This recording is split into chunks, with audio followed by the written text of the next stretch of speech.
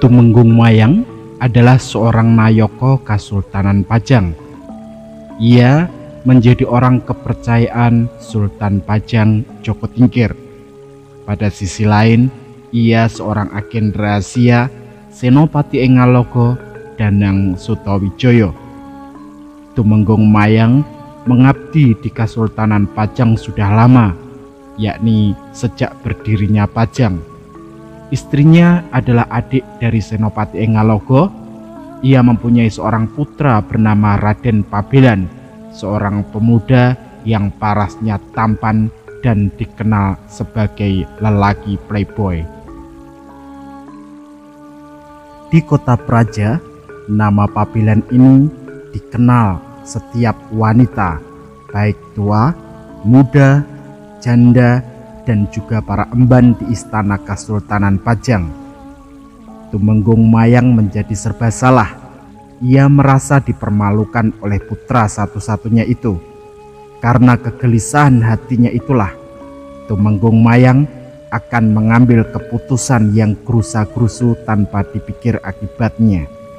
Untuk kepentingan politik, maka anak satu-satunya dijadikan korban sebagai sarana untuk memuluskan rencana besarnya.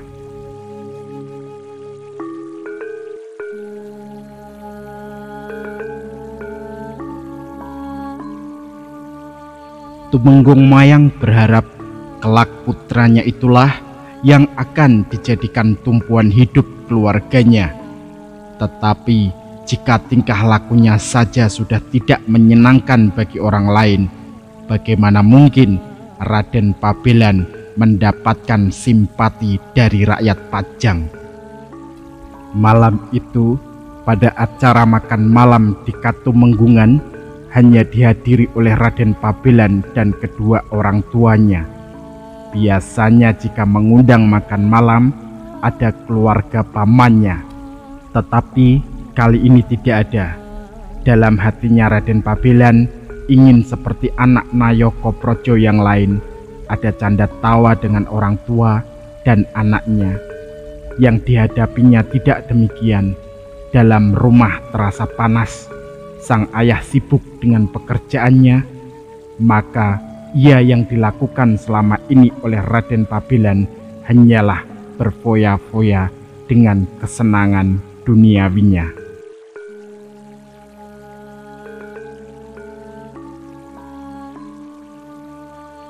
Sambil menikmati hidangan makan malam, Tumenggung Mayang mengawali pembicaraannya.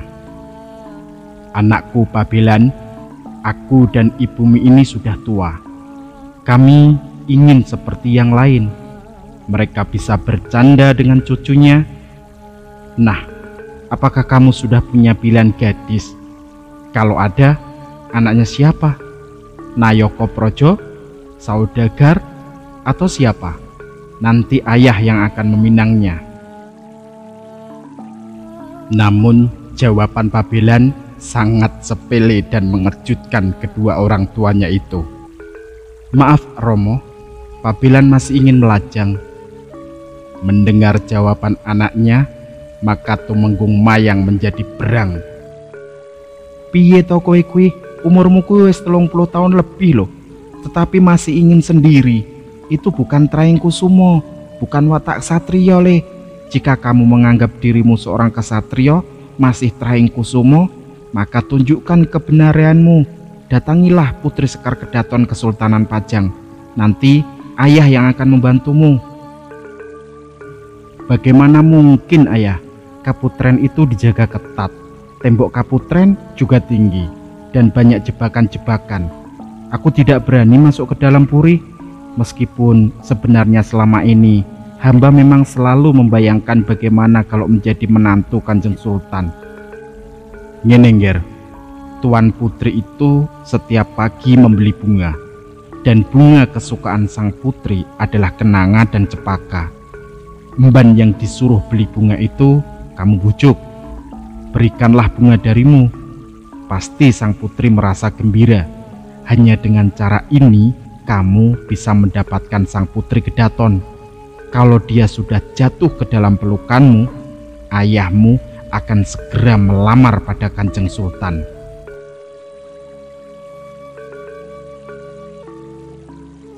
Pada keesokan harinya, Raden Pabelan sudah menunggu keluarganya Emban Soka.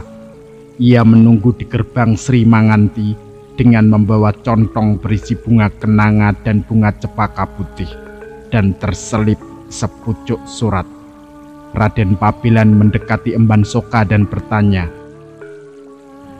"Bibi, aku mau tanya, apakah Anda ini abdinya Tuan Putri dan akan pergi kemana?" Nyai Emban diam tertegun ketika disapa oleh satrio yang tampan. Meskipun di dalam kedaton juga banyak sentono dalam, tetapi tidak setampan Raden Pabelan. Bahkan Emban Soka mengandai-andai ingin menjodohkan Tuan Putri Sekar Kedaton dengan Raden Pabelan. "Hamba bernama Nyai Soka akan pergi ke pasar diutus oleh Tuan Putri Sekar Kedaton untuk membeli bunga kesukaannya." "Kebetulan Bibi, kamu tidak perlu lagi pergi ke pasar meski diutus oleh Tuan Putrimu. Tetapi ini ada bunga yang indah dariku. Tolong kau berikan kepada sang putri." Emban Soka hatinya gembira. Pucuk dicinta, ulam pun tiba. Pemuda ini tampan dan agaknya cocok untuk sang putri. "Siapa nama Raden? Jika nanti ditanyakan oleh sang putri, saya bisa menjawab." Serasa menerima bunga kesukaan sang putri Sekar Kedaton, Emban Soka bengong memandang wajah Raden Pabelan tanpa berkedip. "Sungguh tampan sekali pemuda ini," kata Emban dalam hatinya. "Nama saya Pabelan, anak Tumenggung Mayang. Sampaikan titipan saya ini kepada Tuan Putri ya, Mbok." "Oh, inje. Matur nuwun nggih." "Nggih, Mbok, sami-sami." Raden Pabelan berhasil membujuk Emban Soka. Contong berisi bunga dan surat diterima oleh Emban Soka. Raden Pabelan juga memberi bebungah uang 1 ringgit untuk membuat senang hati Emban Soka. Emban Soka dalam hati menyanjung Raden Pabelan. Wah, kok ono yo wong lanang iki wis wajahe tampan, suarane merdu, pantaslah di Kaputren sering dibicarakan dan banyak wanita yang tergila-gila kepadanya, gumam Mbok Soka dalam hatinya. "Kenapa, Mbok? Masih kurang duitnya?" "Oh, ndak, mboten Raden. Hamba tidak jadi membeli bunga di pasar. Nanti bunga dari Tuan hamba sampaikan pada sang putri." Seketika Raden Pabelan hatinya gembira. Karena luapan hatinya yang tak terkendalikan itu, Raden Pabelan segera berlari pulang untuk memberitahukan berita ini kepada ayahnya. Raden Pabelan sudah kembali di Tumenggungan dan menghadap ayahnya, dan dengan penuh tata krama duduk di hadapan Tumenggung Mayang. "Bagaimana anakku? Apakah berhasil?" tanya Tumenggung Mayang pada Raden Pabelan. Sampun Romo, bunga sudah hamba berikan pada utusan Tuan Putri yang bernama Emban Soka." Sementara pada saat itu Emban Soka yang telah menerima bunga dari Raden Pabelan segera bergegas menuju Kaputren dan menyampaikan kepada Tuan Putri. Bunga sudah diterima dan sang putri tahu kalau ada sepucuk surat di tangannya. Kemudian Emban Soka ditanya tentang surat tersebut. Emban Soka menceritakan panjang lebar ketika akan membeli bunga di pertigaan Sri Manganti, bertemu seorang pemuda yang sangat tampan dan memberikan bunga itu untuk Tuan Putri. "Apa ini, Mbok? Kok ada suratnya?" Injih Tuan Putri, itu ada surat dari pemuda yang saya ceritakan tadi." Perlahan surat tersebut dibuka oleh Tuan Putri Sekar Kedaton. Dengan penuh perasaan, dari kata per kata surat itu dibacanya. Untuk Tuan Putri, hamba menyerahkan diri hamba hidup dan mati. Hormat hamba untuk Tuan Putri, orang yang sedang dirundung asmara. Hamba bernama Pabelan. Kalau siang gak enak makan, kalau malam tidur pun tak nyenyak. Semua itu hanya mengharap tetesan kasih sayang untuk mengobati sakit hamba. Dan hamba rela mati daripada tidak mendapatkan tetesan kasih sayang dari Tuan Putri. Sang Putri Sekar Kedaton baru kali itu menerima surat dari seorang pria yang menyatakan kasih dan cintanya. Hatinya berdebar-debar. Surat itu pun dibaca berulang-ulang dan membayangkan wajah tampan Raden Pabelan. Selama ini sang putri sinengker di Kaputren. Sang putri seperti kena pengaruh energi cinta. Setiap akan berangkat tidur, yang terbayang hanyalah wajah sang tampan Raden Pabelan. Hatinya meronta ingin keluar Kaputren, tetapi tidak mampu untuk melakukannya karena takut pada perintah Kanjeng Sultan Hadiwijaya.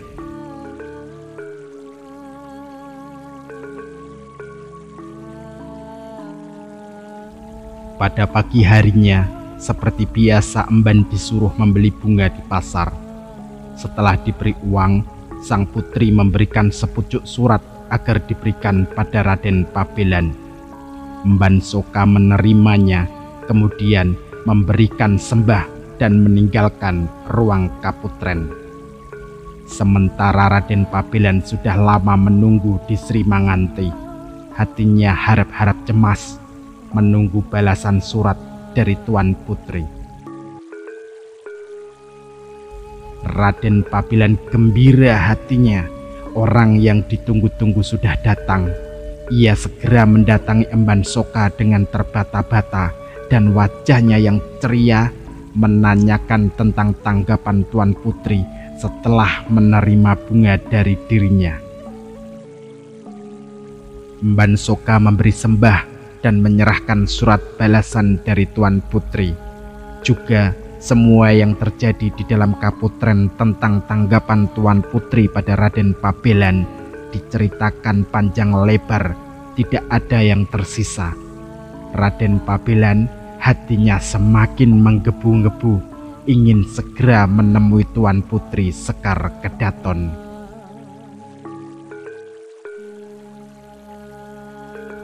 Sementara itu, Tumenggung Mayang sedang duduk bersama istrinya. Keduanya sedang membicarakan perkembangan putranya yang sematawayang itu. Belum selesai Tumenggung Mayang berbicara dengan istrinya, Raden Pabelan memasuki ruangan. Tetapi tidak seperti biasanya. Kini nampak berseri-seri dan kegirangan. Surat balasan dari Tuan Putri diberikan pada ayahnya yang isinya mengizinkan Raden Pabelan masuk ke Puri Kaputren pada saat Sirep Wong.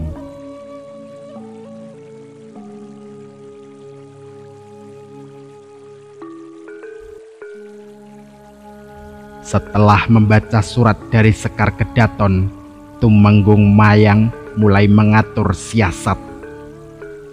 Anakku, jika engkau ingin menemui Tuan Putri, hendaknya jangan melalui pintu yang ada, tetapi engkau harus melompat pagar Kaputren, karena itu akan memudahkan ketika nanti keluarnya. Kecuali itu, kamu lolos dari penjagaan dan pengamanan penjagaan Kaputren yang sangat ketat. Baiklah anakku, Romo tidak sampai hati melihatmu. Nanti malam ketika sudah sepi, ayah akan membantumu memasuki Kaputren. Lawang Tuan Putri sendiri sudah mengizinkan masuk ketika sudah sirep wong, iya toh?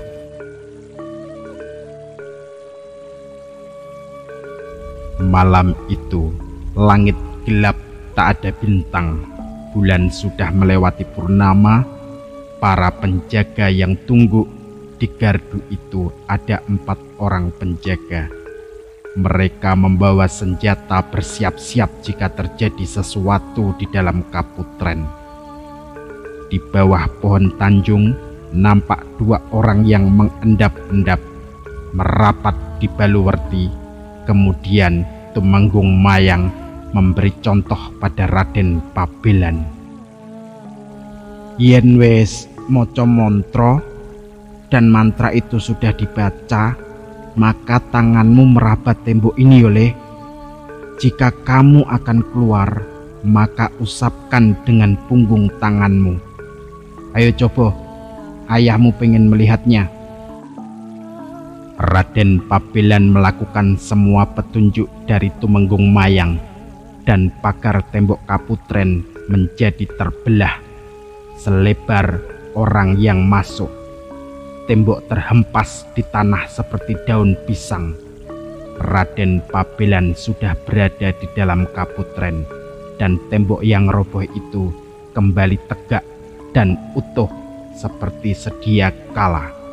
Kemudian tembok itu diraba oleh Tumenggung Mayang, tetapi mengunci dari mantra sebelumnya, sehingga tidak mungkin anaknya nanti bisa keluar dari Kaputren.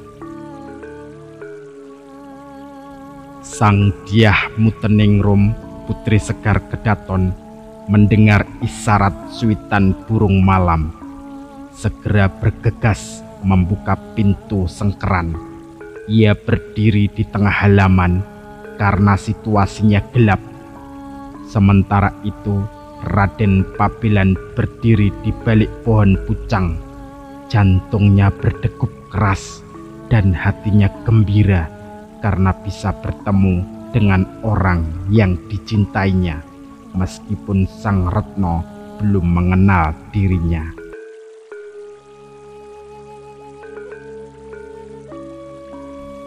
Pabelan segera merunduk mendekati sang putri. Ia sendiri tidak ingin membuat Tuan Putri menjerit kaget, sebab bisa merusak rencana.